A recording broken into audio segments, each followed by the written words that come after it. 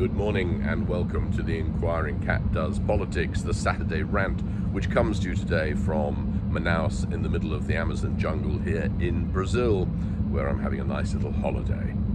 Apologies, this is getting to you in Europe late in the day, but we've only just got up here and it's been a little bit rainy overnight and the storm clouds have cleared. I wish I could say the same politically. This week has been an interesting week because a cargo ship ploughed into an American military aircraft fuel tanker that was anchored off the northeast coast of the UK. Now, the first thing that amazed me is that Donald Trump didn't immediately come out and say that the cargo ship captain must have either been trans or selected under a DEI policy, much as he did do with the helicopter crash in the Potomac River just a few weeks ago in America.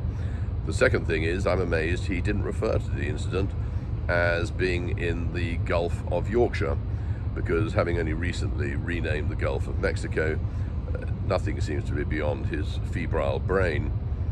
Of course, I shall be calling it the Gulf of Mexico for the rest of my life, as it has been called that for the last 500 years, and some tin-pot fascist dictator in America deciding to rename it just to upset people as a bit of performative politics doesn't sway me. The third thing is that, of course, if the captain of the cargo vessel had been Ukrainian, perchance, then I have no doubt that Donald Trump would have decided to accuse Ukraine of a deliberate act of sabotage because he is trying to get peace down in the Donbass and Crimean areas of Europe. Of course, the truth is that the captain of the cargo vessel was Russian, and Donald Trump amazingly has not had a single thing to say about this incident. And further proof to my mind that he is either a Russian asset or that he is behaving like one. The appeasement of Putin is extraordinary. Of course, Marco Rubio, the American Foreign Secretary, gave an absolutely marvelous speech that you can find on YouTube only a year or two ago, extolling the virtues of defending Ukraine to the nth degree and why Russia mustn't be allowed to succeed in its aggressive ambitions. Now, more recently, in the last few days, he's been on the airwaves, and again, you can find it on YouTube, talking the exact opposing talking points about why Ukraine now has to capitulate, although that's not the word he chooses to use. It is amazing how Rubio, the one grown-up in the American cabinet who actually has some experience relevant to the brief he's been handed, has been captured so completely by the Trump narrative. Trump, of course, promised that he would finish the war within 24 hours of becoming president, and he hasn't succeeded in doing that. He imagined he would be able to get Putin around his little finger just by capitulating all the key points on behalf of Zelensky in Ukraine without asking for Zelensky's input or views on the matter. And when he discovered that Putin was not inclined to immediately roll over and have his tummy tickled by the American president or anything else, because he believes he's got momentum in fighting back, Trump was suddenly dumbfounded, in my opinion, and then the whole stitch-up in the Oval Office was to make Zelensky look like the problem as to why Trump hadn't succeeded in his ambitions to close the war in 24 hours.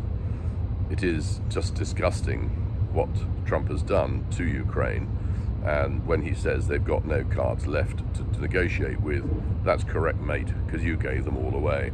How utterly tragic that is. So I haven't got much news this week from the UK, other than Keir Starmer appears to still be having quite a good profile regarding his leadership in Europe. And of course, this week, the G7 are meeting over in Ottawa, in Canada, where they are discussing Ukraine and what they're going to do about it. But Rubio is there, and Rubio is insisting that any statement coming out of the meeting must not antagonize Russia, and that America will not accept language which talks about Russia being the aggressor. Well, this is a masterclass in appeasement, and we all know where that ended up in World War II. Putin is playing the world, and he's playing America very successfully, and we should be forcefully standing up to him. and I hope that Europe will be able to get its act together and do so. Talking about meeting the G7 in Canada, if you are planning a holiday this year, may I suggest, if you were thinking of going to America, you change your plans to go to Canada. YouTube is full of obnoxious Karens and Kens in America, behaving in the most entitled, appalling and uneducated ways. You don't find those coming out of Canada. America is awash with guns, and deaths from gun crime figures vastly exceed those in Canada. You'll be much safer going on a holiday to Canada. You will find the people more polite, more kind, and you have to remember, I love America and I've got friends and family I love in America, but I cannot imagine any reason other than needing to see them that I would go back to America under the current administration. I'd far rather my dollars went in supporting Canada. And just as the Canadians have been clearing bourbon whiskey from the red state of Kentucky to make their protest felt, far more effective than tariffs, of course, and much more difficult for America to respond to, I do hope that the Commonwealth countries will stand with Canada, and I would love to see Canadian Club whiskey being sold in place of Jack Daniels and Old Kentucky bourbon, and I'd love to see our supermarket shelves being cleared of American products as well, as a clear signal that we stand united with our Canadian friends. So let's get importing Canadian timber, let's get importing Canadian steel and aluminium and anything else that they now have a surplus of, which they need to get away from the clutches of American blackmail. Anyway, there we go, a big downer on America this week, and I wish you well, and I hope you have a very happy week. Oh, by the way, if you want to discover more about Manaus or what we're doing here, then maybe you should tune in to the Inquiring Cat Does Travel channel, where I'll be broadcasting regularly on this amazing journey. Cheers for now.